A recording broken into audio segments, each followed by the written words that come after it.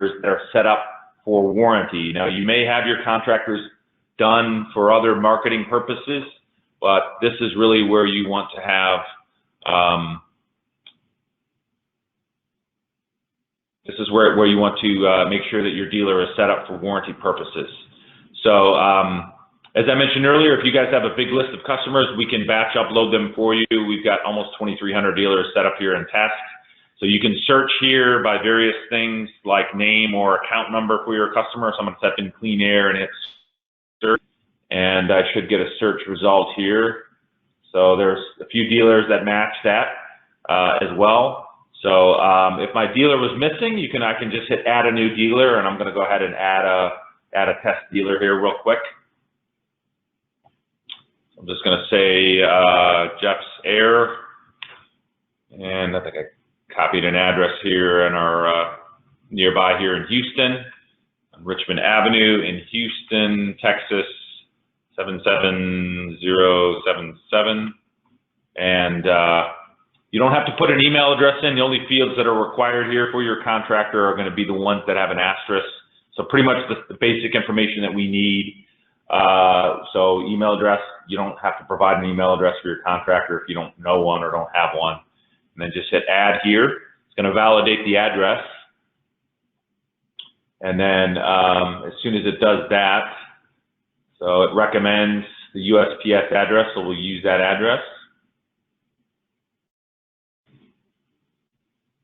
We're also doing a database check for you guys as well too. So if your contractor exists and has a relationship with another distributor, it will attempt to find them and then allow you to set up a relationship with your contractor. So then you're just going to put in the phone number for your dealer, and the last two pieces that are required is the account number. So account number, this is your account number that you have with your customer. So don't come to us and ask us what you should put here. This is really for you guys at Johnstone to use.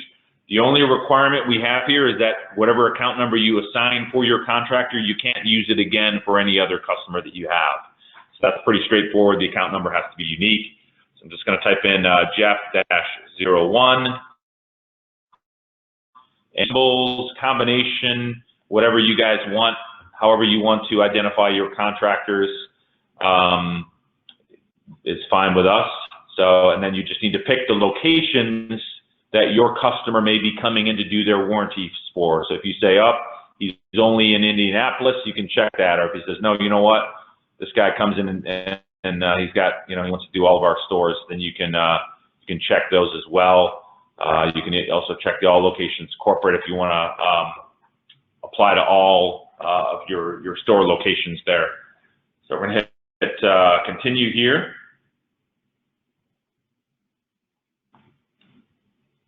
And we should have a confirmation message. So here we go. It's going to show the permissions here. So you don't really need to pay a lot of attention to this unless you plan to invite your customer on to Warranty Express to actually have them do their warranties. So if that were the case, you would then use this opportunity here to determine what types of warranties you want to allow Jeff's Air to do as your contractor. But if you don't want them to do anything, you can just hit Distributor Review Required and hit Create, or you can leave it all blank. It really doesn't make a whole difference since you're just setting this guy's account up to have a relationship with you for warranty. And we should get a message here.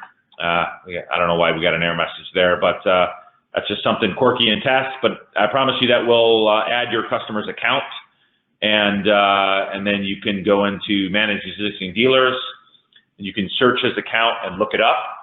And you can also make changes to his account. So if this is your customer A&B Heating, and you want to pull up their account and make any changes to it, or even perhaps remove them. Maybe if A&B Heating is no longer doing business with you, you want to remove the relationship with you at Johnstone, Utah, you can do that as well. And to make any change.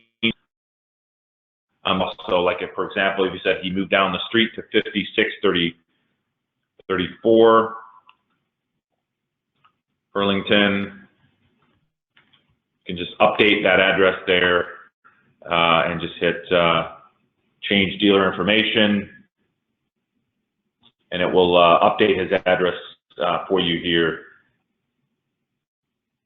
think I put the city name in there. So, but anyway, there we go. Successfully updated, so you can update your customer's address here. The only time you're not going to be able to update your customer's address is if they are set up with an hourly labor rate. So if they are part of the Assure program, which you see here, you'll know if they're part of the Assure, they'll have a labor rate to the right of them.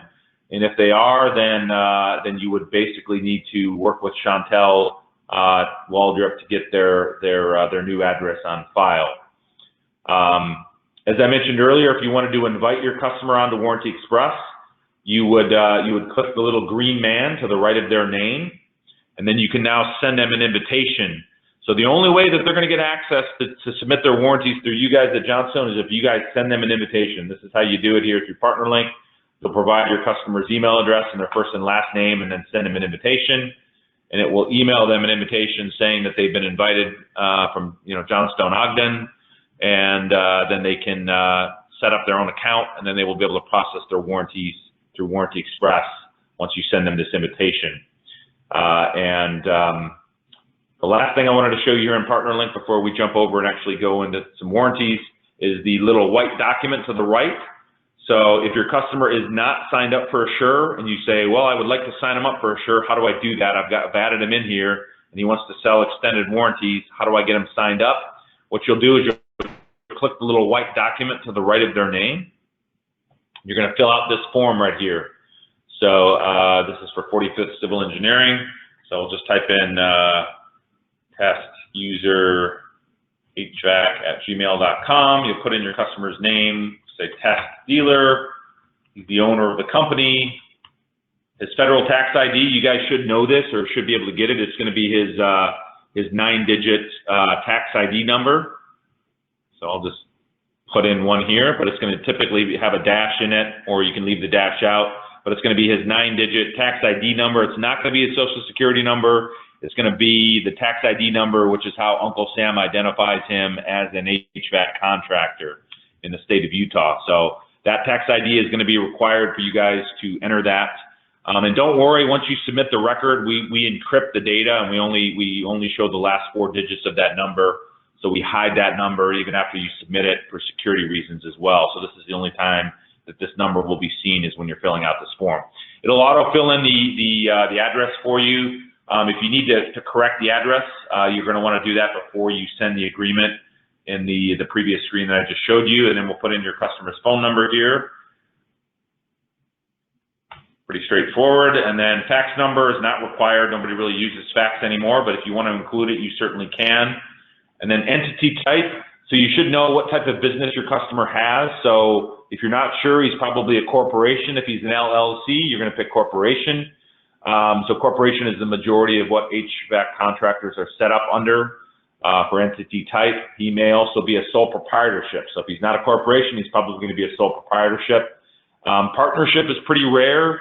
I'm not really sure what defines an HVAC contractor being a partnership entity type, but if that does apply, you'll select that. But I can tell you there's very, very small numbers of our contractors that are actually categorized as such. So he's likely a corporation or a sole proprietorship. And then the last field you're going to type in is the labor rate. This is where everybody wants to type in 150 or something crazy. So just understand that the maximum that you can get is $75 right out of the gate. If your customer wants more than that, what we recommend that you guys do is get them signed up for $75, and then let's see how that goes. So get them to sign up first for Assure at $75, and then if you want to have if you want the higher amount, you can work through Cecilia to suggest that amount. But ultimately, that's going to go up through the sales channels here at Daikin, at Goodman and Amana, where we're going to look to see, how much money that customer is buying, how much equipment they're buying. You know, if they're $1 million plus dealer, then there's certainly going to be some consideration given to giving him more than $75 an hour. But just to start, we always encourage you guys to get them signed up at $75. And then the last thing is the primary brand. It's going to default to Goodman. You can select Amana or Daikin. Just keep in mind here, this is not going to limit your customer in any way. This is just going to be the header. This is going to be the brand of email that he's going to get from you when you send him this agreement. So if you want to show the Goodman logo, you can check Goodman. If you want it to have Amana, you can check Amana. That's up to you, or even Daikin if that applies as well. So just leave it as Goodman and hit send agreement. And then it's going to say that this is between the contractor, and this will say Johnstone, not Goodman.